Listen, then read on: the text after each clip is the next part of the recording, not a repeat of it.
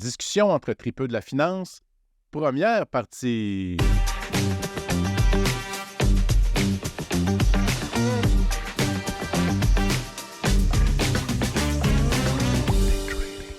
Bien, le beau bonjour à toi qui est en amour avec le monde de la finance ou tout simplement curieux d'en apprendre plus sur le fonctionnement de la bourse, de l'indépendance financière, du trading, tout ce qui touche, bref, à la finance. On a un épisode spécial aujourd'hui. Pour terminer la saison, j'avais envie de me gâter. Premièrement parce que j'ai le droit. Puis, dans le fond, je voulais stimuler nos esprits un peu différemment. Je vous explique ce que j'ai en tête. Lorsque j'ai débuté mon aventure de trader, j'ai pris des cours. J'ai lu des livres, j'ai regardé des YouTube en tonnes, j'ai consommé tout ce que j'étais capable de consommer. Puis dans toutes ces leçons-là, il y en a quelques-unes qui m'ont marqué. Une d'entre elles, elle parlait de l'importance du vocabulaire. Plus précisément sur le fait de développer ce vocabulaire-là pour mieux comprendre les aspects à considérer lorsqu'on veut gérer soi-même ses finances. Le principe, il est assez simple. Il faut obligatoirement posséder le vocabulaire avant de pouvoir mettre en application des approches, des stratégies, puis afin de bien créer notre plan personnel de succès. Puis si on ne sait pas quelque chose, on ne connaît pas le mot, bien, on ne le sait pas. Donc, si on ne sait pas, on ne sait pas. Puis comment est-ce qu'on peut mettre en place un plan avec des notions qui nous sont étrangères?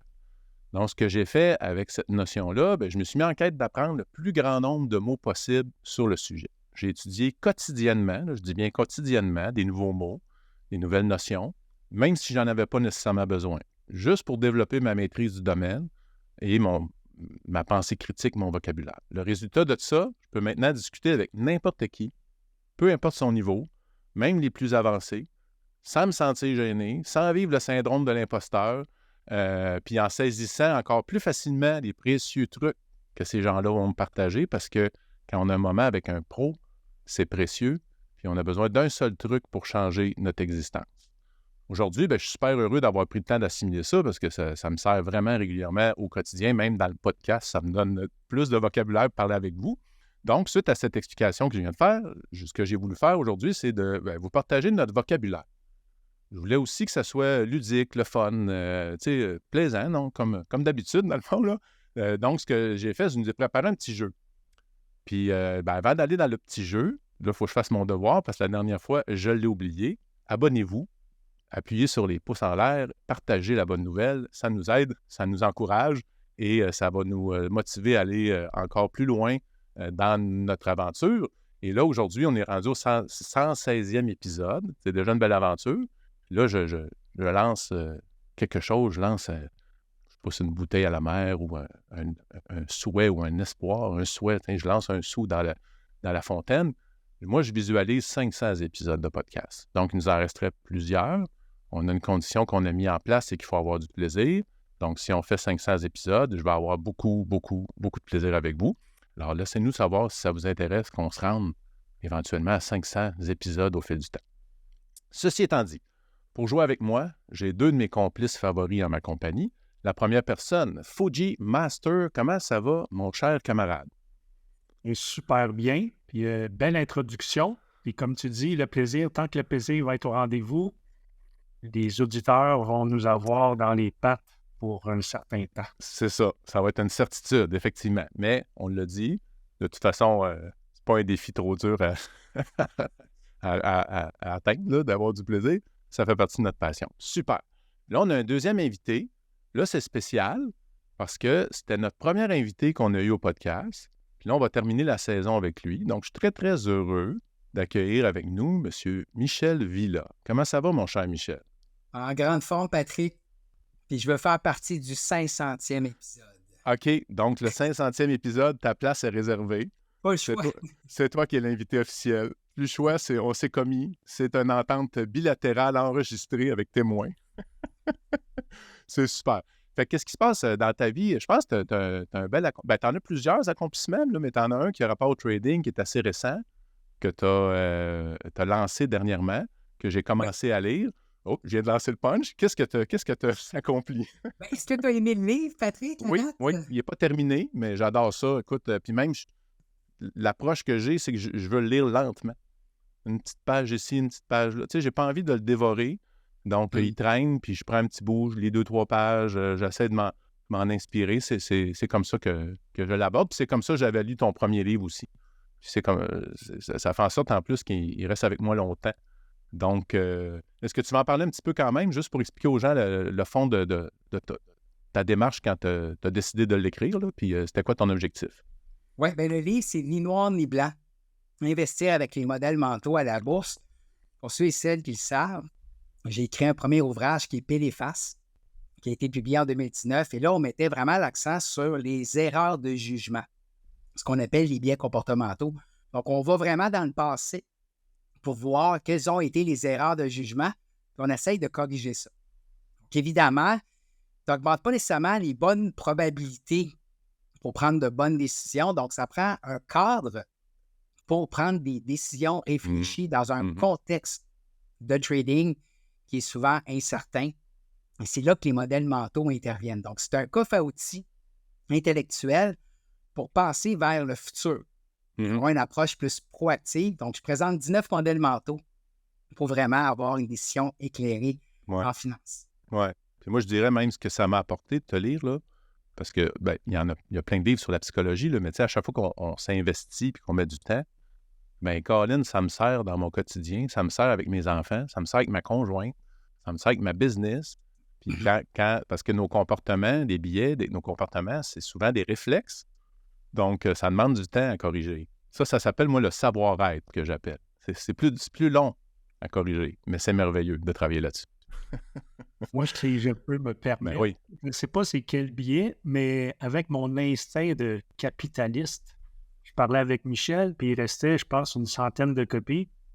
Ils ont tellement parti vite, des petits pains chauds. Ben, j'ai dit, Michel, ton dernier 100 livres, on va te l'acheter. Puis là, c'est comique parce que je les ai tous achetés, puis on va les distribuer dans la communauté, on va les faire tirer.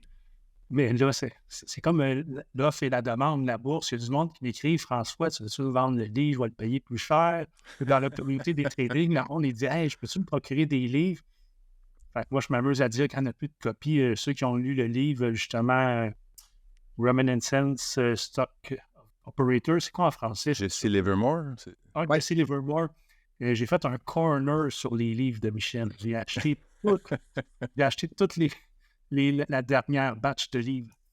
Que, quand je voyais les commentaires des membres, je trouvais ça drôle.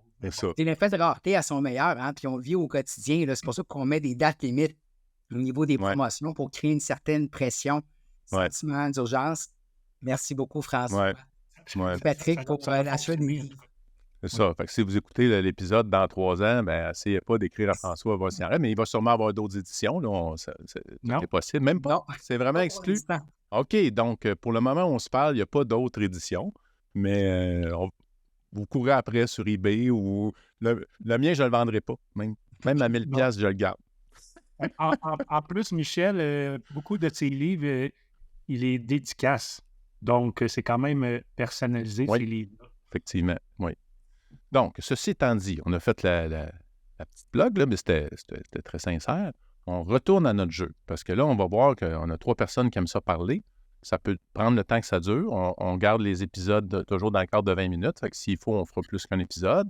Donc, le jeu, ce que je veux nous offrir, c'est nous permettre d'être spontanés. C'est pour ça que mes 2 invités n'ont pas eu rien. Ils n'ont pas eu aucun texte. Habituellement, j'envoie un ordre du jour là, avant les podcasts. Et là, ils sont vraiment... Dans l'ignorance de ce qui s'en vient. Ils me font confiance, merci beaucoup. Mais ce que je voulais, c'est ça, c'est avoir l'être humain, l'expérience, tu sais, la spontanéité. Fait que là, pour faire ça, ben, j'ai préparé une série de mots ou d'expressions. Et là, ce que je vais faire, je vais énumérer soit le mot ou l'expression, puis là, ben, soit Michel en premier ou François ou moi, on va évoquer ce qui nous vient en tête en premier, ou si on a un souvenir, si on a une anecdote. C'est vraiment... une jasette là, qu'on a à la bonne franquette. Puis on va essayer de voir qu'est-ce qui ressort de ça, mais je suis sûr qu'on va avoir des beaux petits golden nuggets de ça, là, des pépites d'or qui vont sortir de ça. Est-ce que vous êtes prêts, messieurs? On commence? Yes. Le premier mot qui me vient, qui m'est venu en tête, en fait, dans ma liste, c'est le mot discipline. On commence avec François. Discipline. Je t'ai jamais entendu dire ça, hein? Oui, c'est drôle que tu choisisses ce mot-là avec Michel. On se parle souvent de ce temps-ci, puis le mot discipline revient souvent. Pour moi, je te dirais combat d'une vie. Combat d'une vie. Surtout pour mon métier, des traders, la discipline, si on ne l'a pas, on va frapper un mur. Donc, c'est très dur d'être discipliné quand, en tout cas pour ma part, quand on transige manuellement, avec la souris, puis on clique à chaque vent, il faut extrêmement être discipliné. Donc, moi, je dirais combat d'une vie. Même après 30 ans, c'est difficile. Excellent. Michel? Moi, je dirais 100% du temps. 100% du temps. En négociation active, là, c'est tout le temps important d'être discipliné. Ouais. Si tu fais une diète, tu peux avoir des écarts de conduite. Mais en trading, si tu l'échappes une seule fois, tu peux perdre ton capital. 100% du temps de mon côté. Ça fait du sens. C'est pas juste une livre que tu vas prendre de plus, là. C'est plusieurs livres sterling que tu peux perdre. Moi, je termine avec ça. Moi, j'ai un excellent livre que j'ai lu en anglais, Discipline Equal Freedom. C'est un livre qui est dédié aux athlètes de haut niveau, donc écrit par un coach. Et dans ce livre-là, j'ai appris que plus on est discipliné, donc plus c'est difficile au départ, mais plus avec le temps, on gagne une liberté parce qu'on a du succès, on a plus d'argent, on réussit plus, nos succès dans nos projets. Donc, c'est ça, moi. Liberty equal freedom. Puis ça demande, comme tu as dit François, c'est un effort parce qu'il faut se convaincre parce que c'est difficile. C'est difficile d'être discipliné. Des fois, on manque de motivation, mais Colin, c'est ça la différence entre entretenir sa motivation et être discipliné, c'est qu'on le fait pareil. Ça ressemble à ça pour moi. OK, on continue. On ne parle pas 20 minutes par mot, parce qu'on va avoir le temps de se rendre. Le deuxième, ça aussi, c'est un mot qui est très fort. Erreur. Faire une erreur, commettre une erreur. On va commencer avec Michel, ce coup-là, tiens, pour faire varier. C'est normal. C'est normal que ça arrive. L'important, c'est qu'il ne faut pas que ça devienne, dans le fond, une grosse avalanche. Donc, une erreur, c'est comme la boule de neige qui descend une côte, puis l'objectif, c'est d'arrêter dans le haut de la côte pour pas que ça dégénère, que ça devienne une avalanche. Donc, je te dirais normal, puis d'interrompre le pattern pour éviter là, que ça prenne des ampleurs vraiment là, catastrophiques pour votre portefeuille. Oui, très pertinent. Mon ami Fuji. Si je m'en tiens encore à mon métier, moi, je te dirais uppercut. Uppercut? OK. Oui, quand on fait un combat de boxe, ça n'arrive de manger un uppercut, mais il faut continuer à se battre, on va dire ça de même. Puis un combat de boxe, un peu comme le day trading, des erreurs, on en fait, ça fait partie du processus. L'important, c'est pas une course, c'est un marathon. Mm-hmm. Donc, des erreurs, on va en faire, mais l'important, c'est qu'à la fin, on gagne le combat. Là, ce que j'entends, c'est malgré comme le 30 ans d'expérience dans les marchés, ça vient quand même avec une certaine douleur. C'est ça que j'entends. Quand tu le vis. Oui. T'sais. Puis, pour compléter les uppercuts, tu as les petits jabs pour la boxe. Mais ça, les petits jabs, on peut survivre, mais les uppercuts, souvent, c'est on va dire des plus grosses erreurs. Ceux-là, il faut être plus vigilant.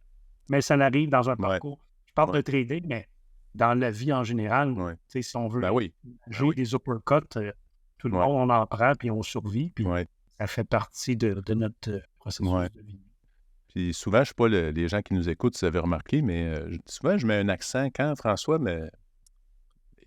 sort son côté vulnérable et transparent avec nous, dit « regarde, c'est un uppercut ». C'est comme, il est transparent avec nous, mais je mets souvent l'emphase là-dessus, si vous avez remarqué dans les épisodes. Le pourquoi de ça, là, c'est pour moi, c'est pour me convaincre que tu n'as pas besoin d'être parfait pour réussir. Mais on n'est pas des machines. C'est ça. Le monde pense qu'on est des robots, on est des machines. Mais non, on est comme monsieur, madame, tout le monde. C'est ça. On a une certaine expérience, mais côté vulnérabilité,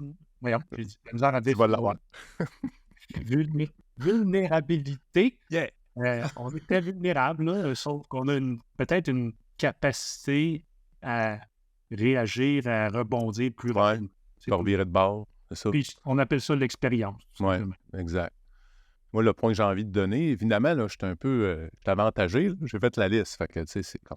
vous n'avez pas le réflexe de Patrick, mais c'est ce que j'aurais dit pareil, c'est que moi, je me suis fait une mission personnelle d'embrasser l'erreur. Donc, ça demande un effort aussi parce qu'effectivement, des fois, ça fait mal. Mais quand ça arrive, c'est opportunité d'apprendre, opportunité de s'améliorer. C'est si on fait ce qui doit être fait quand elle se présente, on s'assure d'éviter de répéter l'erreur. Parce que moi, ce qui m'agace dans la vie, c'est que ce soit moi ou les gens, répéter la même erreur fois après fois après fois après fois. Puis Einstein l'a dit, hein, si on s'attend à avoir des résultats différents en faisant toujours la même chose, bien, c'est comme la stupidité, ça, cette chose-là. Donc, pour moi, quand ça arrive, puis quand ça fait mal aussi, je l'embrasse. OK, je t'embrasse, viens-t'en. On fait un câlin, on fait une boule d'amour, comme on avait déjà parlé avec François. Donc, c'est ça pour moi l'erreur. On Si tu me continue. permets de Oui, faire un ben petit oui, pouce là-dessus, 100%. c'est tellement important ce que tu dis parce que je pense qu'une des habiletés qu'il faut maîtriser aujourd'hui, c'est la façon qu'on se parle, Ouais, notre fameux dialogue intérieur. ouais. Donc, quand tu embrasses l'erreur, tu laisses la place justement à l'erreur, puis tu es moins dans « Ah, j'aurais pas dû faire ça ». Ouais, Tu es moins dans la critique là, exact. intérieure. Oui. Ou comme un jeune enfant, tu sais, souvent, un jeune enfant, je suis nul. Vous avez déjà entendu un enfant dire ça? Ah, je suis nul. Ben, t'es nul, t'as peu. Mais effectivement, on a un réflexe de se juger. J'aime beaucoup ce que tu as rajouté là-dessus. Ça va me servir aussi quand ça se présente. Prochain point, il est plus général, dans le fond, mais je suis sûr que Michel va l'aimer aussi. C'est la psychologie. Donc, ça, c'est important. Là, j'envoie l'invitation, j'alterne. C'était François. On commence avec François. Oui. Un brut pour point comme ça, hein?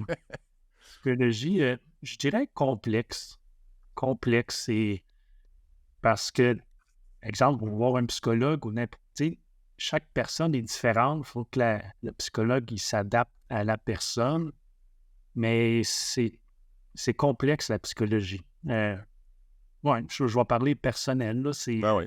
dans la tête, moi, des fois, je me dis, Colin, hein, je suis compliqué. Donc, moi, quand j'entends le mot psychologie, puis c'est pas péjoratif, là, mais c'est complexe, tout simplement. D'ailleurs, la différence entre compliqué et complexe. Compliqué, c'est lourd. Puis complexe, c'est un challenge. Oui, Tu choisis le bon mot. c'est tout. OK, Michel. C'est à considérer dans le domaine de la négociation active. Les gens, quand tu leur dis quoi faire, ils n'aiment pas ça. Les gens, ils veulent apprendre des outils puis des techniques.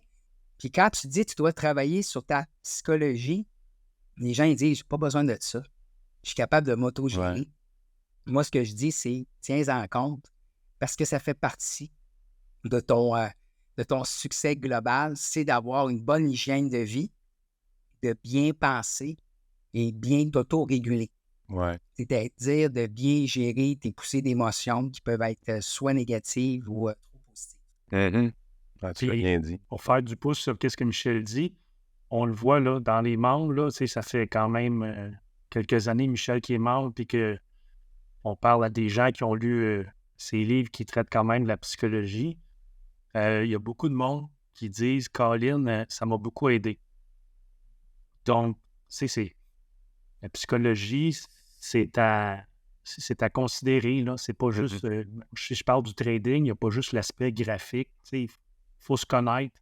Puis avec les livres de Michel, c'est ça qui aide beaucoup les gens au monde à se connaître. Puis si on parle encore là de trading, il y a beaucoup de membres qui disent que ça les a beaucoup aidés. Tu sais, Michel, il parle pas de moyenne mobile, il parle pas de comment transiger. Oui, il peut donner des petits trucs comme ça ici puis là, mais c'est vraiment la psychologie. Fait que s'il y a du monde qui réussissent mieux à cause de la lecture des livres de Michel, je veux dire, le côté psychologique, de la misère avec mes mots, hein? Ben, le côté psychologie, c'est super important. C'est quasiment un lapsus parce que tu as dit l'abcès psychologique. C'est comme si on va faire une petite thérapie freudienne. Puis, oui, c'est ça. Fait que, écoute, moi, la psychologie, pour moi, c'est un work in progress. Mais c'est aussi, tu sais, plus on s'attarde à ça, plus on met du temps à l'étudier, moins on va être dans le déni. Tu sais, dans ton livre sur les billets, j'avais une prof à l'université quand j'étudiais en musique, elle disait « entendre, c'est savoir ». Donc, pour être capable d'identifier deux notes, Si tu ne sais pas que c'est une tierce majeure, c'est quoi? T'auras beau, elle va jouer devant toi, mais tu ne le sauras pas.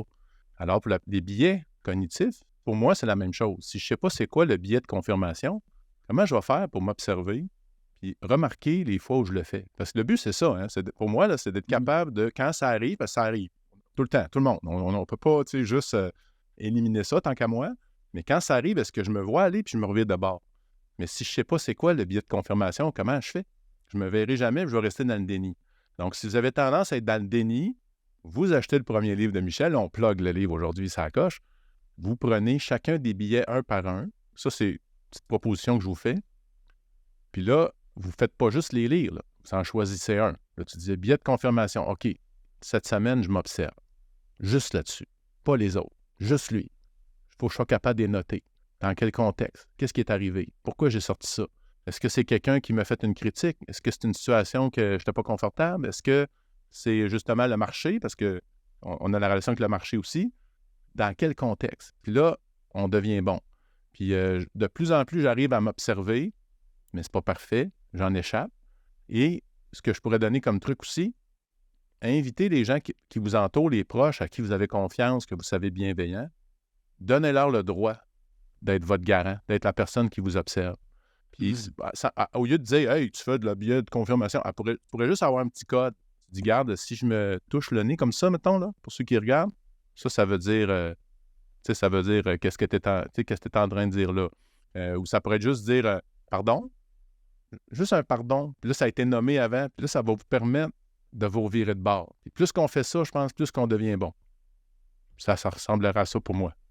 Il y a un petit commentaire final. Je vois Michel qui se flatte les mains. Non, c'est excellent parce que si tu permets un petit commentaire, on s'attarde souvent sur une perspective externe. Qu'est-ce qu'il y a sur le graphique? Qu'est-ce que Donald Trump a dit? C'est quoi les données économiques? Donc, on projette le succès sur l'analyse de l'environnement externe. Ouais. Et le succès réside souvent sur l'analyse de l'environnement interne. Et ce que tu amènes, c'est beaucoup plus d'introspection. Ouais. Donc, comment tu veux connaître du succès si tu ne te connais pas? Alors, je vous invite à prendre le projecteur puis de le mettre vers vous, puis d'avoir un partenaire d'imputabilité, comme tu l'as mentionné. Quelqu'un qui est là pour toi, pour t'aider à prendre de bonnes décisions, ça, c'est super. Oui. J'ai même un ami, moi, qui m'a demandé d'être son garant, puis il s'est créé des habitudes de vie. Il a fait un contrat écrit qu'il a signé. Il m'a envoyé ça. Il m'a demandé de signer. J'ai signé. Puis il m'a dit, si je ne respecte pas ces choses-là, à chaque fois, je te donne 100$. Là, sur le coup, je dis, ah, wow, je vais être riche. J'ai beaucoup confiance à sa démarche. Mais dans les faits, après, ce que j'ai dit, écoute, moi, je ne suis pas confortable de cacher sur tes défauts. Fait que je dis, le montant que tu vas allouer à la fin du mois, je vais choisir une bonne cause, puis tu vas le donner à la bonne cause. Puis honnêtement, il n'en donne pas souvent. Donc, j'ai confiance en son honnêteté. C'est sa démarche qu'il a faite lui-même. Mais tu sais, on peut aller jusque-là, de le faire par écrit. Fait que tout est possible. Fait que ça, c'est juste le but, c'est de vous inspirer si vous sentez que c'est un défi pour vous dans la vie et si vous êtes honnête envers vous-même puis vous remarquez que vous êtes dans le déni souvent, ça serait une belle solution. OK. En passant, Patrick, tu pourrais même le donner une cause que tu détestes. Oh, intéressant. Ben ça vient vraiment te chercher au niveau de tes valeurs. Ça peut être un argument aussi de taille. Pour la personne, lui, il faudrait que je dise qu'est-ce que tu détestes comme cause? OK, je vais explorer ça. Je te reviendrai avec ça. Quand j'étais sur le parquet de la bourse, pour revenir à l'erreur, le mot que tu parlais tantôt, puis faire du pouce à l'exemple de ton ami, on avait une fille trader sur le parquet, puis à chaque fois qu'elle trichait sur son système, sur sa façon de transiger, elle mettait 50$ dans un pot. OK. Je ne sais plus qu'est-ce qu'elle faisait avec l'argent, ça le faisait tirer ou pas.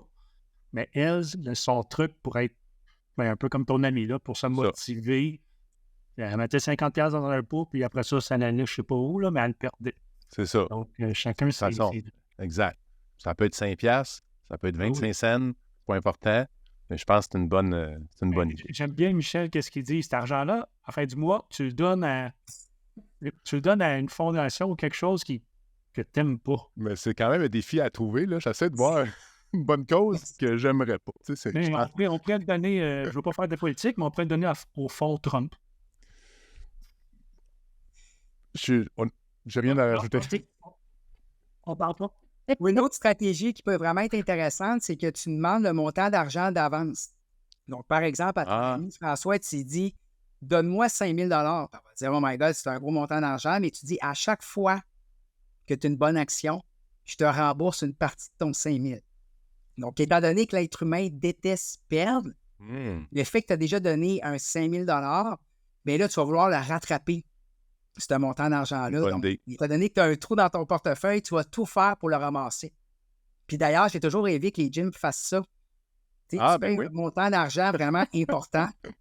Puis à chaque fois que tu vas au gym, je te rembourse une partie de ton abonnement. Je pense qu'il y a plus de monde qui irait. Ouais. D'ailleurs, c'est un appel à tous. Si jamais quelqu'un est intéressé à mettre 5 000 dans mon compte en attendant, ça va me faire plaisir de vous aider. Je vais mettre ça dans un certificat de dépôt quelque part. Là, puis... OK, écoutez, le temps passe vite. On a déjà un épisode de fait. On a encore beaucoup de mots qui s'en viennent. Fait qu'on a la chance d'avoir un deuxième épisode. Puis, on va aller tout de suite. Prochain épisode, on va embarquer tout de suite dans les mots pour enchaîner ça en rafale. Mais c'est très fun, beaucoup de fun. Content d'être là. Alors, soyez patients. Dans 7 jours, on va poursuivre avec cette exploration-là de vocabulaire. Et sur ce, on va vous souhaiter une bonne semaine, un bon trading.